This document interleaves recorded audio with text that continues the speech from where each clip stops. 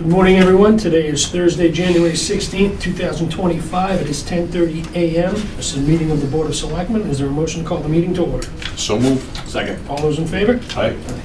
This meeting will be audio and video recorded. Please rise for the Pledge of Allegiance.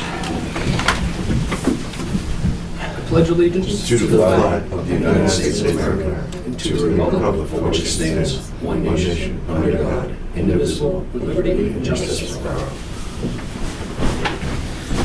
Gentlemen, should be pretty straightforward today. We have Master Plan Committee letters of interest. This should finalize all the appointments for the Master Plan Committee. Quick note before we do the rest of the appointments, after a long discussion with the town clerk yesterday. Based on the composition of the Master Plan Committee, just so it's known, every internal town board or committee that has a member on this, rather than just be listed as their board capacity, should be listed as representative of that board capacity. So, in other words, the planning board members should be listed as planning board representatives. With that being said, she said it would just be as easy as saying that and updating that, and we'd be good to go. Mr. Chairman, before we get into this, Yes, sir. I'd just like a point of personal privilege. At our last meeting, I think some comments that I made regarding Mr. Resendi's appointment were misinterpreted by him. By no means was it meant to be as a lack of confidence or his ability or dissing him publicly. That was not the case at all. I think Ryan is be a fantastic contributor to this process. He served the town great. Apparently, he took exception to that, reached out to me. I told him I would clarify that in public. So for anybody or for Ryan, was not the point at all. Sure. It was more of a process. But I'm going to let that die. But I did tell Ryan that I would publicly try to clean that up. So. Sure. Thanks, Mr. Wainwright. I had clarified some stuff with Ryan afterwards as well, and I'm sure he appreciates that. Thanks. All right, gentlemen, have you had time to review the letters of interest? And do you have any motions? We're just doing the citizens at large now, right? That's where we're at. 3 at-large members and 3 alternates.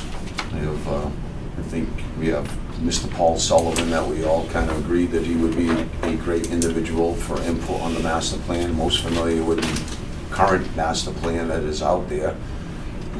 He wants to be appointed as citizen at large. I make a motion to appoint Paul Sullivan. There's a motion. Second. There's a second. All those in favor? Aye. All right. Going through these, I would accept the motion to appoint Jesse St. Gelais as citizen at large. So moved. Second. All those in favor? Aye.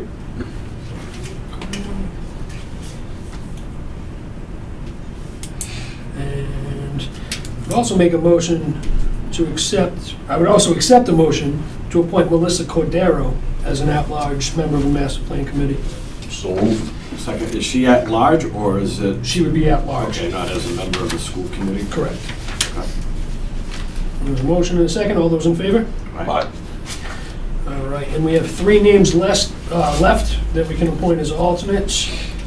Is there a motion to appoint Jessica Braley, Jacob Bolorino, and Kelsey Janik as members of the Master Plan Committee as alternates? So moved. Second. All those in favor? Aye. And just for clarification, if we can get the appointment letters out no later than tomorrow, I know planning is really hot to get going, and they already have some meetings scheduled for February and some workshops at the end of the month, and we can get everybody sworn in. And just as a reminder, anybody that was appointed as an alternate, it's imperative that you still attend all these meetings.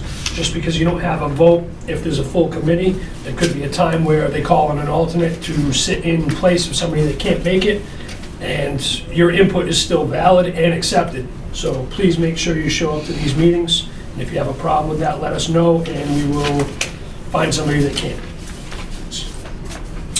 All right, selectmen announcements, anybody? Don't have anything for you, Mr. Chairman, other than goodbye, JB. Mr. Chairman, I do have a question, though. Sure. With some of these folks who are submitted their names to serve, especially the alternates, like Miss Braley, like I'm looking at Concom has 2 vacancies. I don't know if she'd be an interesting candidate to serve on that committee, like as a member. Yeah.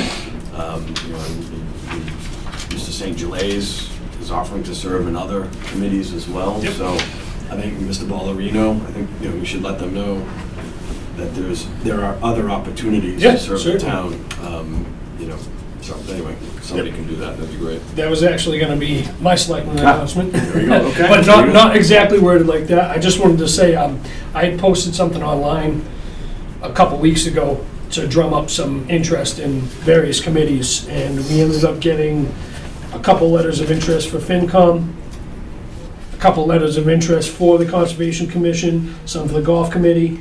So we're actually going to be dealing with a decent amount of appointments next meeting, but that doesn't mean that you should stop sending in letters of interest. By all means, send them in.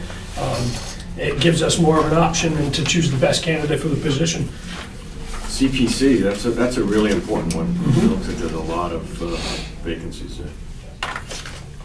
Mr. Chairman, Mr. Gaspar? if we're gonna be doing those appointments for any committees and open vacancies on these committees or boards, the letter of interest should get here by Friday for us to have it for Tuesday's meeting. Correct.